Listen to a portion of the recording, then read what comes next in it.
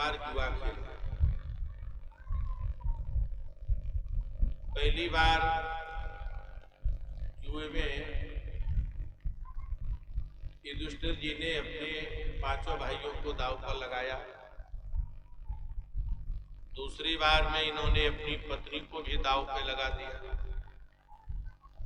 शकुनी के पास कपट के फांसे थे, तो युधिष्ठिर हार गए। दुर्योधन ने दरबार में, जहां पर भीष्म पितामह बैठे हैं, द्रोणाचार्य बैठे हैं, कृपाचार्य बैठे हैं, ये सभी बैठे थे। तो उस समय दुर्योधन ने दुशासन से कहा कि आप पांचाली को केस पकड़ करके और घसीटते हुए राजमहल से इस दरबार में लाओ। दुशासन को देख करके द्रौपदी कहती है, यो मिताम भविष्यति, इस समय में रजस्वला हूं। पति भी पत्नी की परछाई नहीं काट सकता, ऐसे समय में हम दरबार में जाने के योग्य नहीं। दुशासन ने आकर के दुर्योधन से कहा, दुर्योधन ने कहा कि आप उसको जबरदस्ती लाओ। द्रौपदी के केस पकड़ लिए, खींचता हुआ दुशासन ला रहा है। द्रौपदी विचार करती है कि इस दरबार में भीष्म पितामह हो, जिसमें गुरु द्रोणाचार्य बैठे हैं, कृपाचार्य बैठे हैं, ये हमारी रक्षा करेंगे, और यदि ये भी रक्षा नहीं करेंगे तो हमारे 5 पति बैठे, वो तो हमारी रक्षा करेंगे।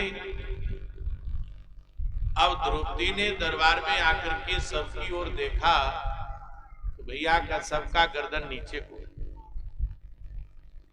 भीमसेन ने अपनी गदा पर हाथ रखा। युधिष्ठिर ने नेत्रों के द्वारा संकेत कर दिया कि उचित नहीं। दुर्योधन दुशासन से कहता है कि आप इनकी साड़ी को खींचो। साड़ी खींचने लगे। अब महाराज, जहां द्रौपदी साड़ी को पकड़े हुए थी,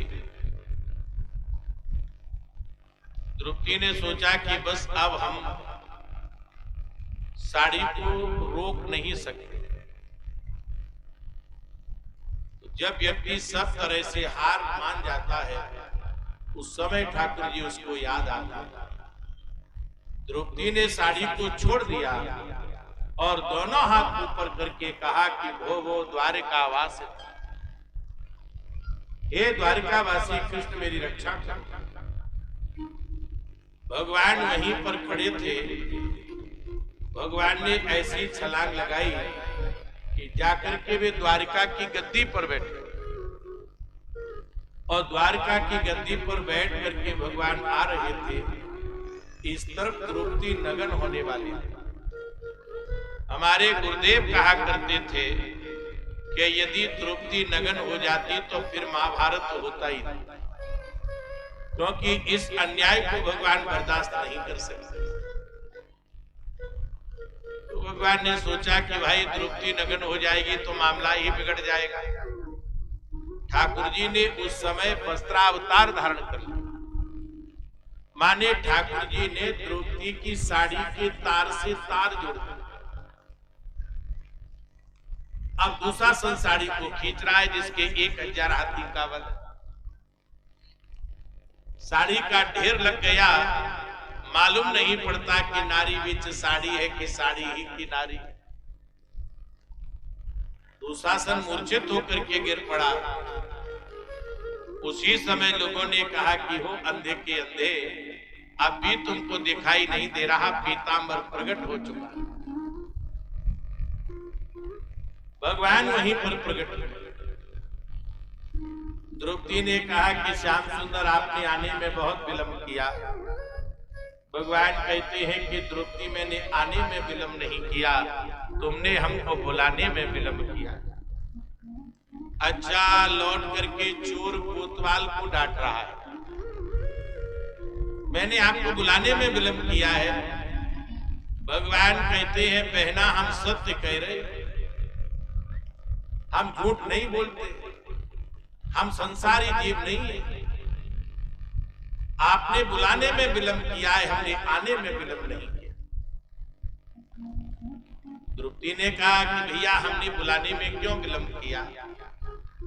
भगवान कहते हैं कि द्रौपदी सुन, जब दुशासन तेरे बाल खींच करके ला रहा था उस समय हम दरबार में तेरा दर्शन कर रहे। जब दुर्योधन ने अपनी जंगा को ठोका तब भी हम तुम्हारा दर्शन कर रहे थे। द्रौपदी ने कहा कि श्याम सुंदर फिर आप आए क्यों नहीं। द्रौपदी तूने कण कण के कृष्ण को नहीं पुकारा, तूने क्षण क्षण के कृष्ण को नहीं पुकारा, तूने सर्वव्यापी कृष्ण को नहीं पुकारा, तूने द्वारिकावासी कृष्ण को पुकारा। इसीलिए द्वारिका की गद्दी पर मुझे बैठ करके आना पड़ा। हम तुम्हारे सामने क्षमा। ये भारत का परमात्मा है, आप जैसा चाहोगे वैसा भगवान आपको प्रदान करेंगे।